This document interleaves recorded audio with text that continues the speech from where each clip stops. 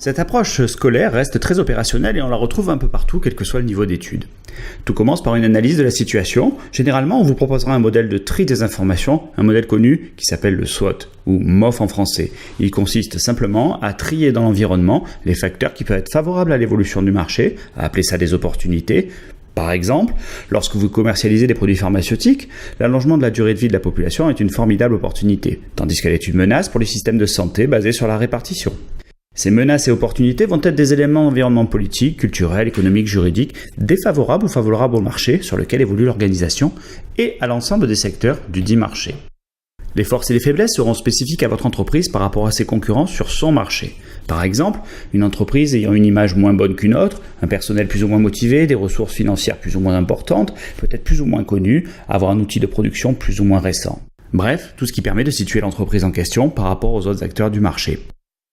En ayant réuni dans un document de synthèse les forces et les faiblesses, menaces, opportunités, vous avez des éléments pour dresser un bilan de la situation et vous pouvez ensuite proposer un diagnostic qui va consister à désigner le meilleur chemin à suivre pour atteindre les objectifs marketing que vous avez fixés.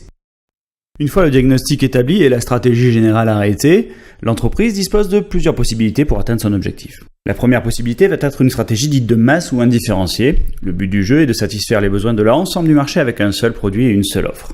Cela peut paraître parfois un anachronisme. On imagine difficilement aujourd'hui lancer, comme le fit en son temps Ford, un modèle de voiture unique avec une seule couleur, même si le constructeur indien Tata propose une offre low cost qui n'est pas très loin de là.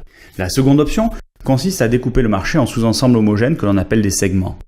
L'entreprise va devoir se positionner sur un ou plusieurs segments et essayer d'être plus fort que les concurrents.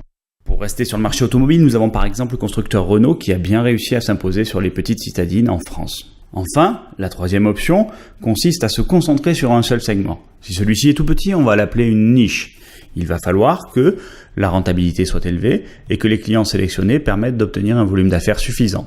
Il vient immédiatement à l'esprit, pour rester encore une fois sur le marché automobile, les voitures de sport comme Ferrari ou les Rolls-Royce. Pour que cette stratégie devienne opérationnelle, l'entreprise va alors disposer de 4 leviers d'action. Il s'agit, vous l'aurez bien entendu deviné, du fameux marketing mix ou plan de marchéage en français, qui regroupe toutes les décisions qui vont pouvoir être prises au niveau du prix, au niveau du produit, de la communication et de la distribution. La segmentation est une démarche qui consiste à diviser un marché en groupes d'acteurs homogènes appelés segments.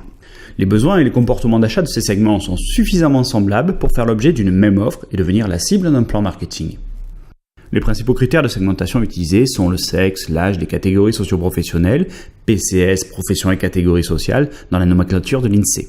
Enfin, on utilise les zones géographiques de résidence, le type d'habitat et la nature de l'occupation de l'habitat, propriété ou location. Ces critères ne sont pas nécessairement explicatifs du comportement du consommateur, mais ils ont l'énorme avantage d'être disponibles.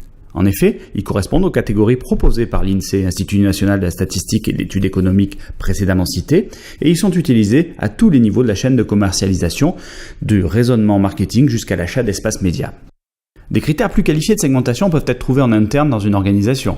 Il s'agit de critères comportementaux comme les quantités consommées, les habitudes d'utilisation, le circuit de distribution préféré par le consommateur et les fameux ratios RFM, récence du dernier achat, fréquence des derniers achats et montant des achats, qui sont la base de la vente par correspondance. Avec l'avènement du e-commerce et des big data, les combinaisons de critères sont infinies. On peut statistiquement corréler votre historique de navigation avec vos dernières transactions en ligne, votre communication de données mobiles, avec tout un ensemble de comportements et prévoir avec une marge d'erreur minime vos prochains achats. Votre état de santé, votre futur mariage ou divorce, bref, loi des grands nombres oblige, le marketing rejoint la magie.